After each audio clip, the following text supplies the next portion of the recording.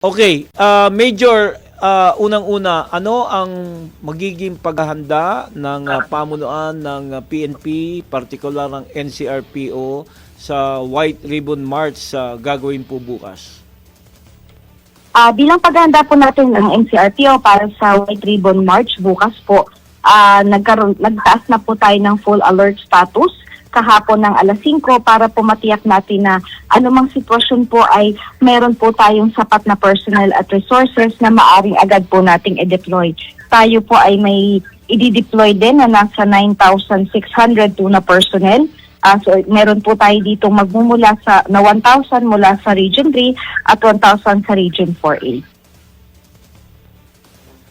Okay, meron bang natatanggap ang NCRPO na anumang intelligence report na kaguluhan sa marcha na gagawin pong bukas, Major? Wala naman po tayong, sa ngayon po, wala po tayong validated na banta or threat na maaaring mangyari po sa araw po ng ating White Ribbon Rally or March. Pero patuloy pa rin po yung ating ginagawa na koordinasyon sa ating mga counterpart agencies para po nakaredy po tayo in case po may bigla pong may sitwasyon na kailangan po nating agad-agad na tugunan. Major, ano po yung mga nais yung iparating sa mga lalahok upang maging ligtas po at maayos yung pagdaraos po ng White Ribbon March? Siyempre po, yung po mga dadalo po dito sa ating White Ribbon March, sundin po natin yung napagkasunduan po natin, lalo po yung mga miyembro po na nakipag-ugnayan po sa Quezon City LGU, kagaya po ng mga tinakdang pagbabawal, yung mga lugar po kung saan lamang po tayo maaring mag-park at mag-drop off. Siyempre, yun din pong mga bawal gaya ng pagsisigarilyo, paggamit po ng vape, yung mga pinagbabawal po nila ng mga plastic at mga styrofoam materials na dadalhin nila, bawal po yan sa area kung saan po sila magkakaroon ng mga pagtitipon. At syempre, para po maiwasan na rin po natin na masita po tayo or magkaroon pa po na iba pang abala, iwasan na rin po natin yung pagsusuot ng balaklava, although hindi po in effect yung ordinansa na yan po sa area ng Quezon City, para na rin po maiwasan natin na masita dahil kinukonceal po natin yung ating mga identity. Okay, speaking of that balaklava, no, alam nyo, uso ngayon yan sa mga rider. Although, as you mentioned, may mga LGU na nagpapatupad niyan, but at Quezon City, wala. So, kung meron kayong makita na nakasuot ng balaklava, ano pong mangyayari dyan, Major?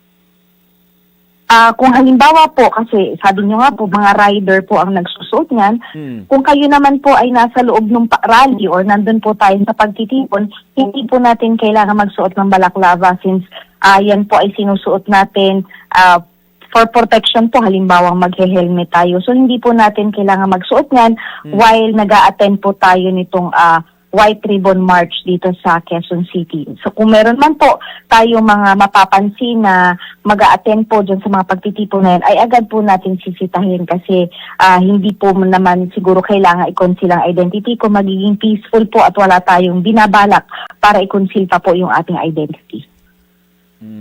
Okay, so sa panig ng NCRPO, wala kayong natatanggap na intelligence report.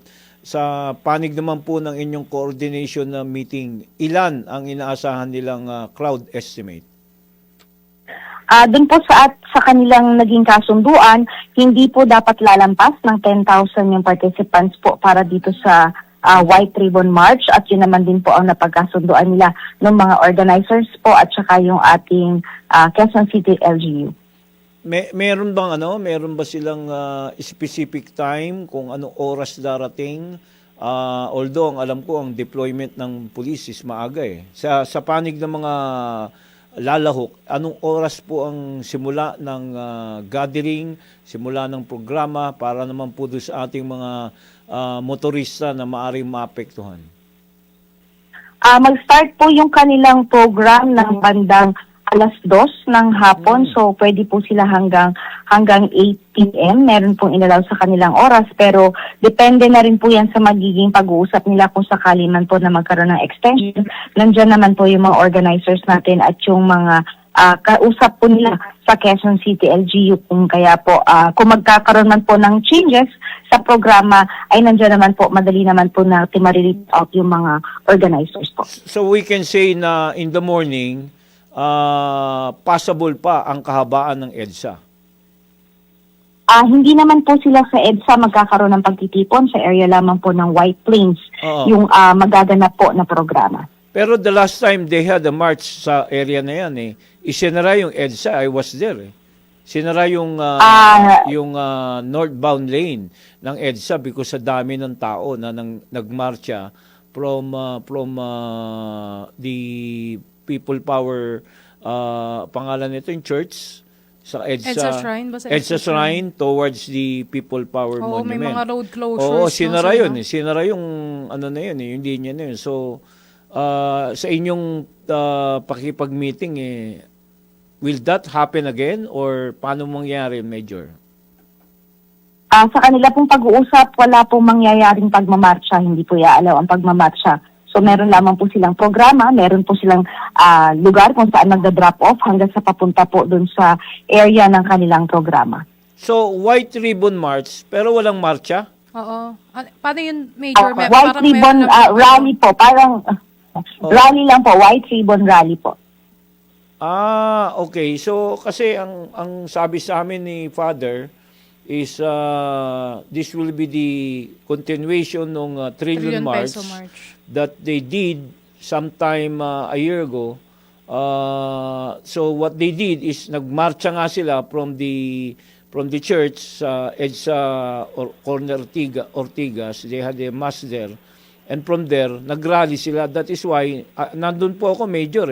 Isinira for a while yung EDSA northbound lane. Sa ngayon po, dun sa kanila pong kasunduan, sa MOU po nila ay wala pong magaganap na pagmamarsya. Okay. Kasi I was trying to ask this kasi alam niyo na, para mapayuhan yung ating mga manlalakbay. In fact, last March, nung marcha nila, pati yung ibabaw ng sa dami ng tao talagang isinara for a while. Kausap ko si General Sabio at that time.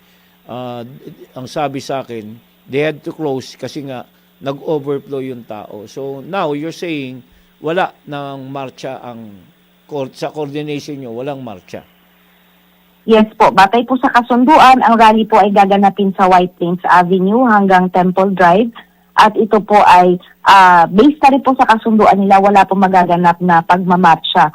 Meron lamang pong specific na lugar na ibibigay sa kanila kung saan meron po syempre yung magda-drop off po, yung mga magagamit po ng sasakyan, yung magiging parking po nila is maglalakad po sila papunta dun sa venue. Pero not necessarily po na yung marcha na nakatulad na inaasahan natin na nangyari po nung nakaraan na mga pagtitipon po nila. So wala silang misa, Major, sa EDSA Shrine at from there magpupunta sa People Power Monument? Wala kayo alam? Wala po silang nabanggit na ganun since wala naman pong koordinasyon mula sa EPD or sa area po ng EDSA Shrine since ito po ay sa area lamang po ng Quezon City ang nagkaroon po sila ng koordinasyon. Okay. So, sige. Malaman natin. Meron naman tayo reporter tomorrow, no? Meron po. Oo. So, Major, thank you very much sa impormasyon at paghahanda ng PNP. Sana'y maging ligtas tayo lahat tomorrow. Yes po, at sa karagdagang information pa po, lalo doon sa mga kababayan po natin na magbabiyahe or madadako po dyan, naglabas po ang MMDA, ganun din po ang Quezon City LGU ng mga lugar na kailangan po nilang bantayan para po makaiwas po sila sa posibleng traffic at hindi po sila maabala. Okay. So, thank you once again, Major Hazel Asilo. Thank you Maraming po. salamat din po. Mga kaibigan, ng inyong napakinggan si Police Major Hazel Asilo, ang Public Information Officer ng National Capital Region Police Office o NCRPO